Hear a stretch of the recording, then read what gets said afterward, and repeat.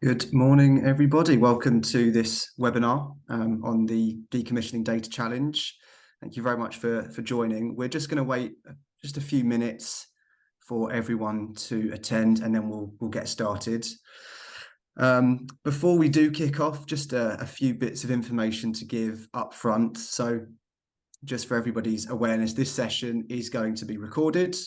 And it will be posted later on onto the Digital Catapult social media site, so you can watch back later on if that's going to be of use. And also to say that this particular webinar has a Q&A box at the bottom of the screen. So if you have any questions as we're going through, please do feel free to put any questions that you might have in that chat box, and we will have a dedicated section at the end of this webinar to go through any of the questions that you have, and hopefully we can cover everything off today. Before we jump in, just a very quick introduction to myself. So my name's Gavin Burns. I think I've been in touch with some of the people on the call about this programme. I'm an innovation delivery manager here at Digital Catapult, working alongside the RACO for this particular challenge. So very much looking forward to talking to you all today about the challenge. And again, thank you very much for joining. The flow of today really is going to be just a very quick introduction to the organisations involved in this challenge, so Digital Catapult and RACO. There will be an overview of the challenge itself, kind of what we're looking for, some of the technical aspects. We'll touch very quickly on the application process and some of the bits of information that you need to be aware of in terms of, criteria for joining and being selected and things. And then, as I said, at the end, we'll have some time for Q&A, and that will be everything. So I'm going to hand you over to my colleague, Antonio, to do a very quick introduction about Digital Catapult. So Antonio, over to you. Thanks, Gavin. Good morning, everyone. And thanks for taking the time to join us today. I'm Antonio, and I work together with Gavin and Kirsty in the innovation practice team at Digital Catapult to provide really the best experience for all parties involved in acceleration programs that we deliver.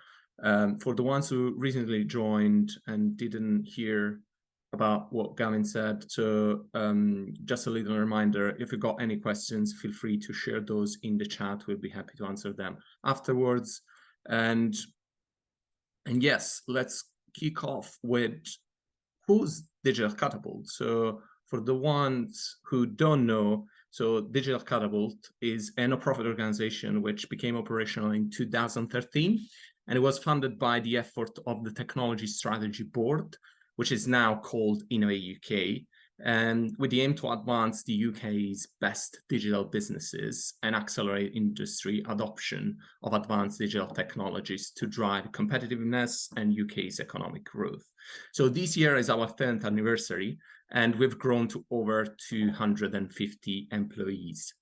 So how Digital Catapult is positioned? So due to our nature of nonprofit organizations, we've got a neutral position in the market, and we bring together all the relevant stakeholders to create value for them, do risk innovation and support organizations to responsibly shape digital products and services. So, but how do we drive growth in the UK economy and competitiveness? It's based on four main services and areas that we cover. So there is strategy and consultancy. So at each stage of the digital journey, there is an element on innovation and acceleration to solve real-world challenges and connect demand and supply. There is something around research and development that we do to inform government policy for advanced digital technologies. And we also design and manage testbed facilities and provide testing environment to discover the potential and the benefits of new technologies. So what are our areas of specialization and what industries do we support? So we've got expert technologists across 5 main tech areas, which is one of our main differentiator in the market. So we work across 3 application areas: virtual environments, supply chain, and digital infrastructure. And we deliver impact for a number of industries, including energy and utilities, aerospace, defense and security, transport and infrastructure, and creative. Our aim is to really drive adoption and sustainability targets throughout all our initiatives. So moving on to our national presence and some of the impacts that we delivered so far. So we've got teams and regional partnerships in Northern Ireland, Bristol, Sunderland, and we're based in London, in King's Cross, and can provide access to a pool of 20 facilities across UK. So we've engaged with a huge number of companies in the last 5 years, almost 2,500, and the SMEs selected for our programs have raised investment for over 500 million. So that's all for me. I'm handing over now to Salvador, Principal Technologist at UK Atomic Energy Authority, to provide an overview of the FutureScope Decommissioning Data Challenge. Thank you.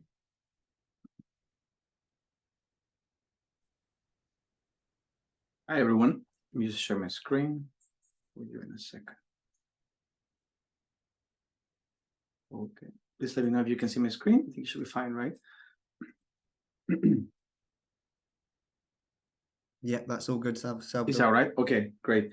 Yeah, so welcome everyone. Thank you very much for joining this webinar. I hope I'll try my best to clarify any questions, any doubts you may have about the technical bit of work. And feel free to ask any questions. If I have the means to answer, I will do. Otherwise, I'll come back to you with the right answer. So what is RAICO? I'm going to give you a quick overview about the RAICO program. So RAICO is a end-user robotics and AI collaboration. We try to merge together fusion decommissioning and the fusion engineering, and we want to benefit from it. As I said, it's a collaboration, so we have got on board the UKAA, NDA Group, Sellafield, and the University of Manchester from the academic side. And we're looking at different aspects, basically the organizational aspects related to the bringing robotics of new generations into the nuclear sector. Of course, because of the nature of our work, we expect to do some remotely operated solutions for the commissioning. We want to be an intelligent customer, so that's why we approach platforms like Digital Catapult and others to try to understand what the market is offering there in other fields that may not be related to nuclear, but that could be applied. Of course, we want to also create a socio-economic impact in the Cumbria, in the north region of England, basically. So the RAICO program has three different, it's actually formed by the words robotics and artificial intelligence collaboration. From the robotics side, we look at remote handling, tools, size reduction stuff. We have got some theme leads doing some incredible work on those fields. In artificial intelligence, we have got RAID, which is actually the theme that I'm leading, which is robotics and AI data.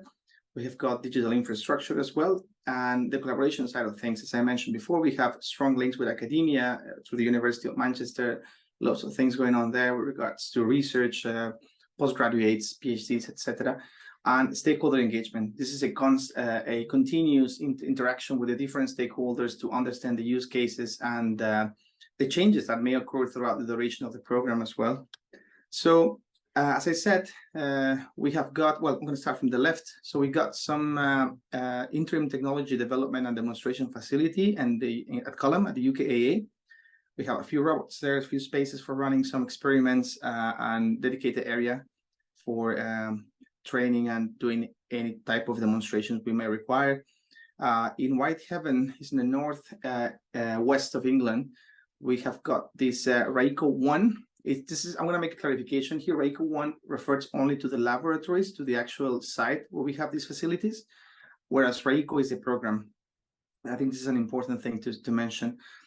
We have got this very nice located area next to the seaside in Whitehaven, with some, we are basically going to be doing most of the demonstrations throughout this program there.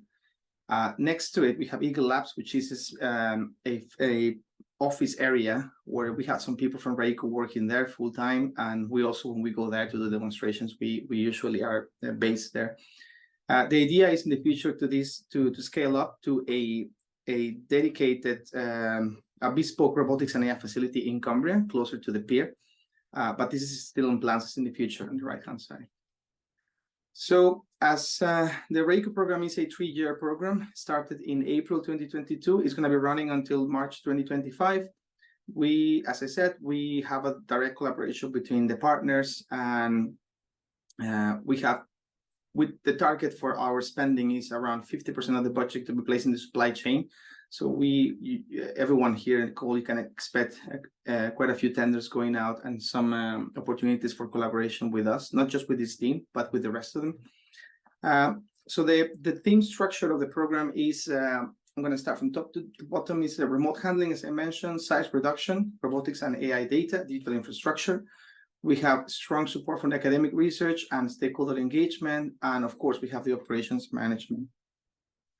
Everything related to this webinar, of course, as you can expect, relates to the robotics and AI data, right? So I'm going to talk to you briefly of why this challenge was created. So as you all are aware, data, especially in the last few decades, I would say, has played a crucial role in making planning, execution, and regulation of nuclear decommissioning. We want to do this by enabling decision-making, or to create opportunities for informed decision-making processes. We want to, as you can imagine, reduce costs, increase safety, and take humans out of the loop as much as we can. So we need information for that. So most of the programs that our stakeholders are working on have been running for several decades. So you can imagine the size of the data that has been collected throughout these years. And you can also imagine the shape of that data. Digital technologies are not necessarily old, so some of the things we have collected were captured in pieces of paper, blueprints, and stuff like that. So there's a vast variation in the information that we have collected. So that was in the past, but still nowadays, every interaction with the sites we gather information, so we carry on doing that. We do it in different ways. Probably you've seen it in the news. We have deployed mobile platforms such as Spot to collect more information. That is good because we get lots of information and insights we have not had in the past. But as you can imagine, we have an incredibly large amount of information. So for us, the main challenge, or the main reason of this challenge, is how can we bring that information together in a platform that can give you enhanced capabilities. So if you can see in the call, there are lots of information we're looking at. We kind of like focus on a subset of the data where we are talking about point clouds, blueprints, radiation measurements from several years or even decades. We are looking at all this type of information, bringing it together in a centralized, standardized format that then can supply other tools such as BIM, such as monitoring platforms, etc. But as I said, this is like the initial phase of bringing all that information in an organized way. So with regards to the entry point of the nuclear sector, if you look into I think these slides will be shared with you. There are a couple of links that I put there for you to be aware, if you are not, on the strategy for Sellafield and the NDA group of what is the strategy in terms of AI and digital technologies to be included into the nuclear sector. This is a diagram from Sellafield that I took from them. As you can see in the early stages, we have got, well, first of all, we have a mission to be delivered, which is the decommissioning of the nuclear sites. At the moment, there's lots of investment going on in the next 2-3 decades with aims at increasing safety. There's a particularly large amount of investment going to robotics and AI, not just in the data that I'm mentioning now, but also like air robotics, drones, technologies that can capture data not in the traditional ways. Also water-based robotics. We have lots of ponds and facilities and sites that require that type of technology, and all to make good use of that data, we need to use some sort of artificial intelligence or AI enhanced tools to do so. As you can see, the goal is to decommission sometime around 100 years from now. With the increase of budget, and we have a high budget allocated in the next few decades, that's expected to be falling as technologies are developing, and also the supply chain is developing, so that you guys can eventually participate and compete for different contracts throughout the duration of this program. So now let's talking about more specifically about the challenge. and the things that we want to do. So as I said, we have basically the need for a centralized platform for data. Well, some of the things, or the things that we'll be integrating in terms of data, are CAD designs. This can be 2D, it can be 3D as well, whatever is available. We got video and image from those sites, databases with information related to sensors and to radiological information. The idea for this challenge is that data to be, let's see, dynamic. So we want to have this 4D aspect of it. Like we can go back in time, scroll down from here in the future to see what the changes have been throughout the commissioning process. So this is not just a one-off, a centralized data and that's it. We want to have some sort of like flexibility on moving around time to see what has changed within this information. So we want to collate and organize all of this. We want to generate a standardized format or standardized way of presenting this data to the relevant people so they can make good use of it. So as I said, we need to provide a digital representation of the condition of the objects and processes of interest. An important thing which relates to the AI aspects of Digital Catapult is we want to generate insights with this data. So considering different data trends, data patterns, and also events that may affect those patterns, we want to create some things such as prediction, identification of different conditions and patterns, and potential critical situations. So we want to try to make the best use of it, of your knowledge and or your capabilities to address these problems. We are kind of like flexible in the requirements. We don't have a specific set of tools. It can be AI. It can be not AI as well. We could use traditional techniques fitting depending on the data and your evaluation of that information. We need to basically define the best tool for us to use. We would like to, although it's not the central core of this particular piece of work, but of course we'd like to visualize some of that information, some dashboards, some trends, some patterns, and that will help us to support the decision-making process. So this is, generally speaking, what we're looking into the challenge. We are going to be focusing on at least one use case that we have been working the last few months, that we have quite a good amount of information. We have access to the site, so you could potentially, whoever is the awarded supplier, you could come over, have a look at the site, have a look at the tools and the data we have available, and then try to propose the best solution. So this is not going, hopefully will not be just a theoretical, or even though it's a proof of concept, we would like to go, if possible, as far as we can with what we have. So the people and the organizations involved, as I already mentioned, is all the collaborators within the agreement, UKA, University of Manchester, NDA, Sellafield. Some people from these different organizations will be part of the judging panel. So this is not just me, but we are like, all of us has to work for all of us. We want to get the best, the most, all the benefit we can, and the biggest impact to their goals. We will be managing the contract with the SME, which is I will be having weekly meetings, probably bi-weekly, depending on the stage of the progress of the project. And we will be guiding you and support you throughout the challenge, not just with, we will be trying to facilitate as much as we can the access to the data, the access to the sites, give information of what is needed. And once a data set's been provided to you, we'll try to, if you have any questions about it, we will try to resolve them as soon as possible so we can make a good impact. Of course, Digital Catapult has been brought on board to support the sourcing and of an innovative SME startup to deliver the challenge. And I think that's everything for me. Go back to you, Gavin. Yes, thank you very much, Salvador. So now that Salvador has given an overview of RACO and the challenge, I'm going to just spend a very short amount of time going through some of the processes for applying to this particular challenge. So I'll just share my screen. Give me 1 second. Okay, hopefully that should be coming through.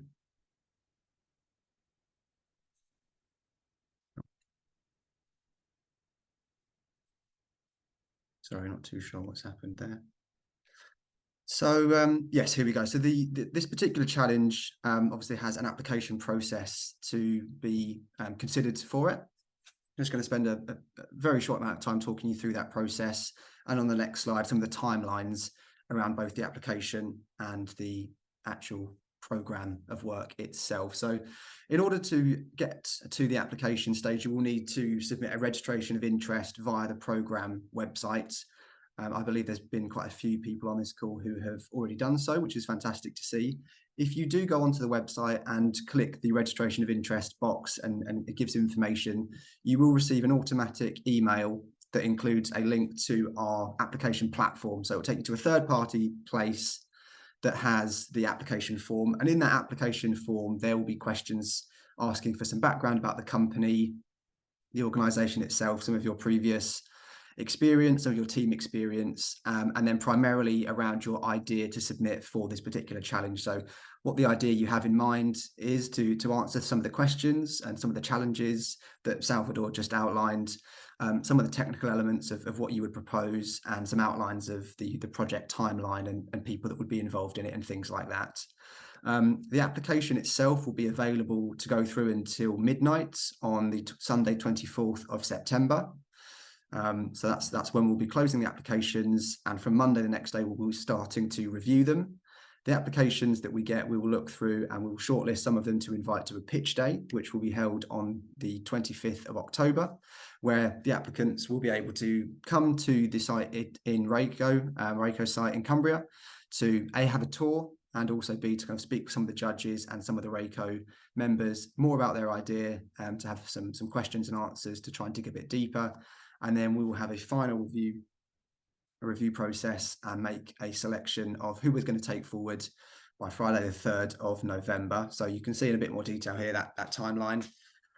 The first judging phase, as I mentioned, after the applications close, will be going up until the 13th of October. And by that time, we will get back to everyone that we would like to invite to the pitch day. As I said, the pitch day will be on the 25th. And after that, we will have some time up until the 3rd of November to do a final review. And then from the 4th of November through to the 15th of December, we will have as kind of the initial onboarding process, which will be all of the participation agreements, working out with Rayco the kind of scope of work, agreeing on final timescales, and things like that. And then the actual work itself will start in the new year in January and go through until the end of March in 2024. Sorry. So in order to be eligible to apply for this program, you must meet some of the minimum requirements of being registered as a business entity in the UK and having a UK business bank account. The available budget for this program is up to £40,000. And in terms of how this £40,000 is to be distributed, we're going to be leaving that largely up to yourselves, the applicants, to outline to us in the application how each of the payment kind of breakdowns is attached to the various milestones of your work will be left for you to include in your application process. And that will be one of the things that we're looking at as we're judging. And just to give you a bit more information ahead of time before you actually go through to the application itself, in terms of what we'll be focusing on for the judging. So as you can see here, we've got 5 sections that we will be looking at, and each of those 5 sections will have a slightly different amount of focus given to them. So in terms of the idea itself, that will be, as you can see, 25%. We'll be looking at whether the idea itself is, realistic, whether it has strong vision, how innovative and original it might be. We'll be looking, obviously, the technical underpinnings of that idea and how valid and how scalable that might be going forward. Obviously, we'll be interested to see the kind of plan that you would propose for how you would approach this work and whether that's feasible, whether that has a clearly outlined scope of work, timeframes, and milestones for payments attached to that. Obviously, the amount of kind of financing that this project would take is something that we'll be looking into to see whether those costs are clearly explained. And as I said, the background and experience of the team is something that we'd like to see. So any kind of relevant experience, capabilities that can be outlined would be very useful for us to consider as well. So that brings us to the end of the kind of scheduled presentations, I suppose, and takes us now on to the Q&A side of things. There's a QR code here that would take you through to the FAQ page on the website where you can get a bit more information if you would like to. Please also do put some questions, any comments, any questions that you might have in the Q&A box, and we can try and answer those very shortly. Or else if you'd like to get in touch with the team at Digital Catapult directly, there's an email here that you can get in touch with. So I will stop sharing my screen and we will go through to the Q&A. So if anyone's got any, please do add them in, but I will start to have a look through and just try and field some of the questions out as best I can. So just looking at the questions here, we've got one, I think probably best for yourself, Salvador, around what file types that the data can be provided in. If you could give us an outline of some of the different file types, that would be useful. And I suppose as part of the answer, some of the more bespoke types of files do require a software license, whether there's any considerations around whether that might be something that you could provide as well, or how that might be approached. Yeah, okay, I'm going to answer that one, but I think we should probably go with the first one in the line so we can keep an order, if that's okay. Or maybe I'm seeing a different thing in the Q&A box. So yes, so the type of file formats we're talking about, standard formats. So for example, we can also convert data to standard formats. We have some CAD models and we have built some CAD information using Autodesk tools, but we could easily change that to any format that has a for access. For example, in terms of point cloud, we can convert things to E57 or XYZ type of format, CSV if needed. Images, videos, you can imagine, time series data, that shouldn't be a problem. But I think in terms of format, we could easily change that. If there's anything relevant in paper or in 2D, that can also be converted. So I think that shouldn't be a big problem. Let me check. Will that be okay, Gavin? I think that the first question was by Sachin. Yeah, okay. We like up there. may have a slightly different order on ours, but yeah, that's fine. If you can see the question from Sachin and you've got an answer, then please, yeah, jump in and give us your answer. Okay, yeah, that might be it. Okay, so yes, as there is a lot of existing digital twin solutions, can you confirm what the key statement is? So what we want to achieve is, there are lots of solutions, but we want to ask the supply chain what is the best solution for us, basically, given the data that we have available. We have got I think I also saw some questions related to the data security of the information. So yes, this is something we need to consider. We are looking at a system that can give us a good level of security. Like we have got, one of the main constraints we have is that the servers should be in the UK, preferably, and all the data needs to be accessed from within the UK, which means that if there's any startup that's planning to apply and they're thinking outsourcing work outside of the UK, that might be a challenge for us, or would not be possible, basically. So yes, that's pretty much one of the main things that we want to make sure that we're using the right tool. There are lots of things that we have actually used as well as part of this project. For example, things like Revit and stuff. But we want to learn from we want to be intelligent customers. We want to learn, maybe there's something where we haven't caught up on, and we would like to know what that is. And that's exactly what we're aiming at here. Yes, as a digital, for example, do you need that architecture solution? Yes, sort of. We need a data architecture solution to merge all that information together and give us ML automated tests. Yes. As a digital challenges funding is targeted towards SMEs, can it be confirmed whether the consortium headed by an SME will be acceptable? Gavin, will you take that one? Yeah, so I think, I guess, well, first and foremost, not to kind of speak too much on behalf of RACO, but my understanding from discussions that we've had is that the funding available for this is, obviously, as mentioned, Oh, sorry, Jane, are you able to jump in and take this one? Can you hear me now? Yes, Yeah. but you're coming Excellent, through fine. excellent. Sorry about that earlier. So we are expecting to award to a single organisation. We do expect organisations are likely to collaborate in the same way as ourselves, but obviously we're not looking to split the funding. So if there is a consortium of of SMEs, I would suggest one takes the lead and actually submits the application explaining how the funding will be shared between the organisations, but we want to award to a single organisation. We'd also need to think about the IP, bearing in mind if it's a collaboration, but we would encourage SMEs particularly to apply. It's a really great opportunity for them. Great, thank you very much, Jane. Thanks for jumping in. I guess just kind of looking through then, there's a question that I can see around kind of security levels of data. I think that might be an interesting one to move on to. Salvador, anything from you around the particular kind of security that this project would ideally be looking to work with? Yes. Also think Jane can help me a little bit more with that specific spot. We're looking at, as I mentioned, the data we're going to be sharing with you, we'll try the best we can to provide the less sensible use case, because there are things that it will be more complicated and we don't want to create a delay on this. We want to try to give you the data that is more flexible in that sense. We expect data, we can use cloud storage, given the non-disclosure agreement that we will be signing eventually and all of that. But as I mentioned before, we expect the data to be accessed within the UK.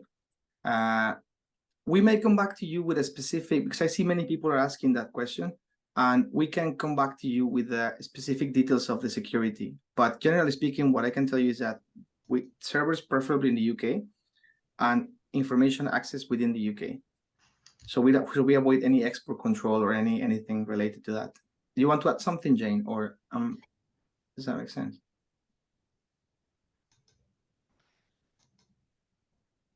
Sorry, very quickly. Absolutely. I mean, we are trying to organise that the data is held in the UK. We are taking more advice on that, particularly if the data centre is in the EU. But I know there's a supplementary question that's come up in relation to, is the challenge open to EU companies? It does say in the application form, has to be either obviously a UK company or a base registered in the UK or a base in the UK. So perhaps that answers the additional question as well.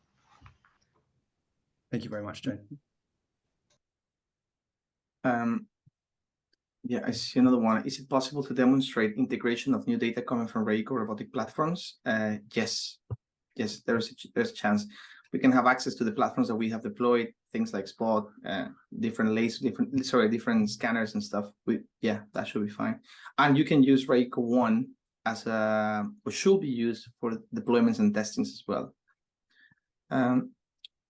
Another one, is it possible to digitize a RAICO demo site as part of the demonstration? Yeah, I think that could be done. I suppose you refer to... okay, so I see that Harvey would like to answer this question live. I think that's referring to you and I here mentioning it live rather than giving a typed answer back to the right. Okay. person that asked. Okay. Let me see if I get this right. So Jamil, so is it possible to digitize RAICO demo site? You mean like demonstrate using the RAICO demo site instead of our use cases? Is that what it is? I want to make sure that that's clear. The answer, if that's a question, will be no. We want to use our use cases that we have defined. And we could use RAICO for demonstrating any technology, yes. I mean, for us to go there and visualize what we are, anything we want to demonstrate, but our use cases should be used. What has driven the desire to create a new bespoke solution? I think I kind of like answered that question with the previous one. Open formats. So I mentioned the use of standardized format. Yeah, is the intention to create new formats or make use of existing ones? You can use existing ones. We just want to know what we want to use, what your capabilities are and what your knowledge is on this, so that we can come up with the best one.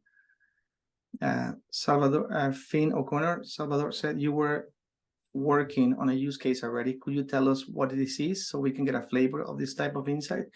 Yes, as you can imagine, we cannot disclose much at the moment, but we're talking about a industrial-like facility, quite highly structured, I would say. We know what is inside. We have built some CAD models from point cloud.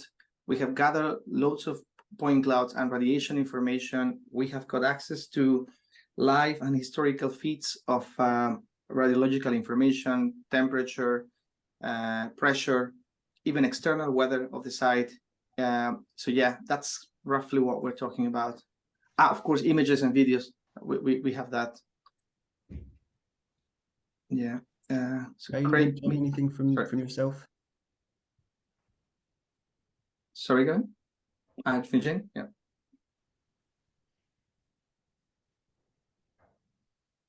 I think not. Absolutely. Okay, Craig Mitchells, can you give a brief overview of the IP requirements for any deliverable from the POC? Jane, would you like to take that one?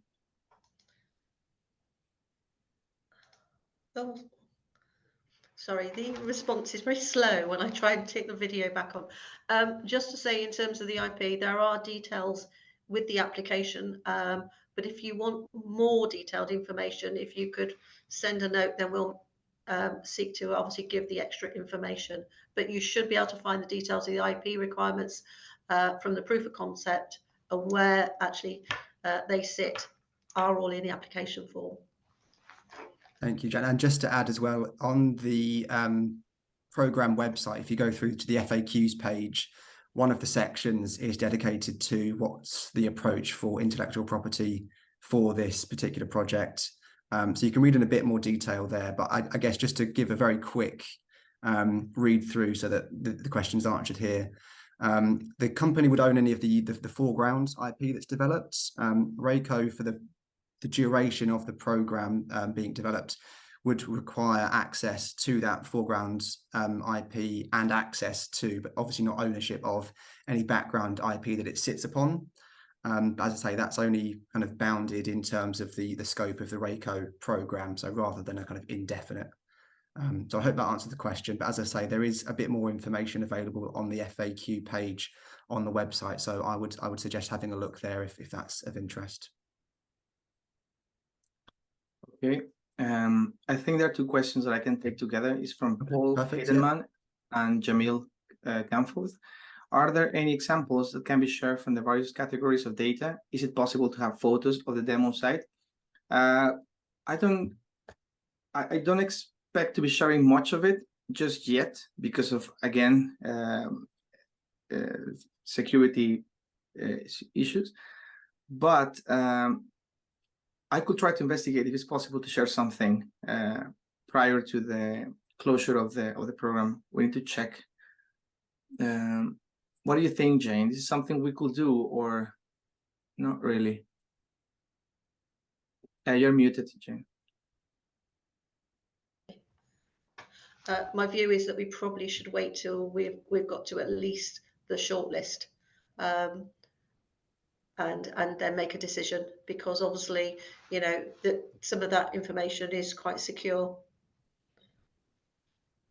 Yeah, but I will try to, as I mentioned before, I think it's I'll try to be as descriptive as I can. As I said, we have like an industry-like scenario, talking about pipes, vessels, electrical work, scaffolding, all these type of things, together with different sensors placed all over the site, sensors of radiation information, which gives you time series data, comma separated values and stuff.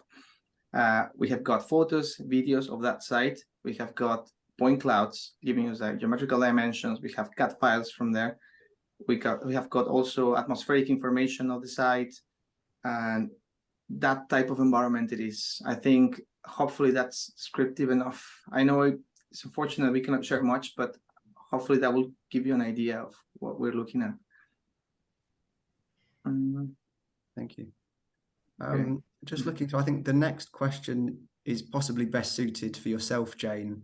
And that question is looking at any of the kind of commercial terms around this project. and whether there is any scope currently for further licensing agreements or any continuation work built in the consideration at this point, or quite how that's being considered at the moment. Okay, so in terms of the contractual and the commercial terms, obviously we are looking to use the NEC4 contract. I think you have got some details of it with the application form. If you do require further information on NEC4, because not everybody is familiar with NEC4, if you go onto the website, you can request the full details of the NEC4 contract. We're able to issue those to you.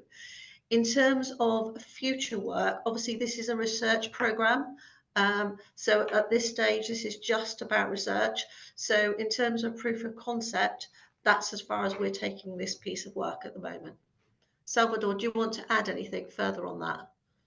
No, I think that's okay for me, Jane. Okay, great. Thank you very much for answering that question. Salvador, I don't know whether you are expressly involved in this, but we've got one question around how this project ties into the decommissioning data viewer procurement that's going on at the UK AEA. As I say, I don't know whether you're involved, but do you have anything that you're able to share in terms of how these projects fit together?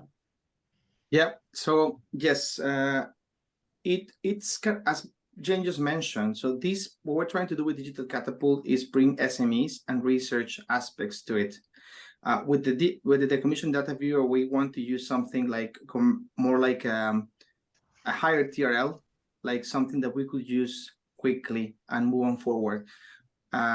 Because of the nature of Digital Catapult, we want to hear something different, something new, innovative solutions that have not been considered in the past.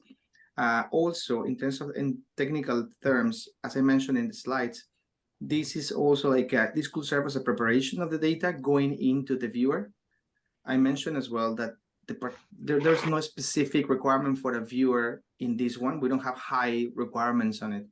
We are looking more into organizing our information, generate insights, whereas the data viewer refers more towards the visualization of that information, bringing all this information that we have collected potentially in this piece of work into the data viewer and make that insightful for the operators. So it's a little bit of overlap, of course, but there are some differentiations in there.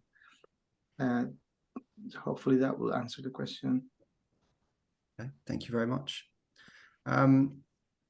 Looking through now to the next question. I suppose any kind of decisions that do get made from any of the solutions that would get developed as part of this program, and any of the data that kind of goes through them, they would need to be safety critical.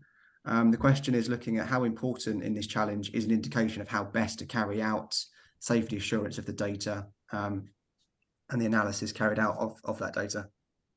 Yes, so we want to generate a proof of concept. Being honest with you, bringing something like this to the actual decommissioning phase will require regulators to be involved. It's a very challenging thing. So we want to create a proof of concept that we can bring to our stakeholders and demonstrate the capabilities of it. If they decide to proceed with any further exploration of these technologies, then another, let's say, the stage of the project will kick in, which is bringing safety assurance, and it will be more complicated. We want to keep it simple at this stage, because if we focus too much on the safety at this stage, we may not do anything, because of the scope of the RICO program. So we try to demonstrate what is possible to do. And if that's successful, then we move on to the next stages of safety assurance and all of that. Thank you. And I guess as a follow-on to that question around kind of the outcomes from any of the data that goes into this platform, one of the questions we have is around, are you able to provide any more examples of the types of outcomes and the types of insights that you would like to be able to take and extract from any platform that does get developed? Yes, so we would like to get, first, I think one of the things that we should define during the project, in the initial stage, we need to get the data, sit together and discuss what is possible with what we have available, right? At this moment, I can tell you everything that I have in mind, which is like patterns, outliers, undesired events based on the data that we have collected. But the reality is that once we start the project, these may be adjusted according to the data we have available. So we expect the supplier to go through a phase of evaluation of the information and presenting to us what is possible to do with what we have available. So we're flexible on that. But generally speaking, is patterns and trends, events like undesired events. For example, there is a high reading in a sensor when there is no, for example, a pulse going on within jet at that moment, or a particular decommissioning activity happening at that moment, and we have this high peak on a particular sensor. This needs to be caught up automatically. This type of things we expect. We can go as creative as go for a change detection also in the point clouds, in the CAT that we are providing to you. If that's a capability you have available, we will be happy to hear about that. If there's anything changing in the scene, once you load new data coming from the cloud, from the point cloud, that's what we'll look after. In terms of trends, as I said, our main goals are time series data, but it's up to you to show us what else can you do with that type of information I mentioned we have. Thank you, Salvador. A question for both yourself, Salvador, and I suppose to yourself as well, Jane. In terms of, for the successful applicant to commence work on this project, would they require any security clearance, both just to kind of work generally and accept the data, but I suppose also in addition to that, in terms of getting onto site somewhere, is there any security clearance that would be required that people should know about ahead of time? Shall I start, Salvador? Yes, so please. obviously for anybody coming onto site, we do obviously require them to have a pass to come onto site. You can't just come onto site at any point. We haven't actually considered whether they need security clearance, but if we are just showing them things that they need for the project, then I wouldn't expect that we need to actually get security clearance for them, because they're just going to be viewing things. But obviously we will take that away, and I will check that with other people in the organisation, because talking to Salvador, we do need to understand what they'll have access to. But realistically, I would expect them just to have a site pass when they come on site. Yes, I agree. I think we have just general guidelines as every other nuclear site. Like when you come to site, you will not be able to take photographs. Everything has to pass through us. All these type of things. We need to provide it to you, not yourself. We have had visitors in the past in those sites, and I think it hasn't been too complicated. Just a few questions, IDs to them to show, and I think it should be a problem. But we're going to double check just to make sure that we're on the safe side. Okay, thank you. Yeah. And just to say, I think that everybody who has registered to attend this webinar has provided us their contact details in order to receive the webinar link. So once Salvador and Jane have a better understanding of exactly what might be required, we can share that information with you. So we'll get back to you on that one. I suppose actually related to kind of the site and access, we have a question around what the physical size of some of the buildings and assets is. I don't know whether you could speak to us about that. Yep. I don't think it's as big as Thor, but it is, I would say, a building the size of maybe 40 as a base, as an area in the ground, 40 times 20 meters, and as high as probably 50 meters, something like that, roughly speaking. I think Torp is way bigger than that, isn't it? I'm not really sure I was there, but I can't recall. But yeah, that's pretty much what we're looking at. Thank you very much. Looking through, I think we've kind of touched upon some of the questions in other answers. In terms of kind of the 3D data, you have touched upon Salvador, but I think perhaps a bit more clarity might be useful. Are you wanting kind of point cloud, photogrammetry and data-rich models, or is it kind of one or a mixture or all of them?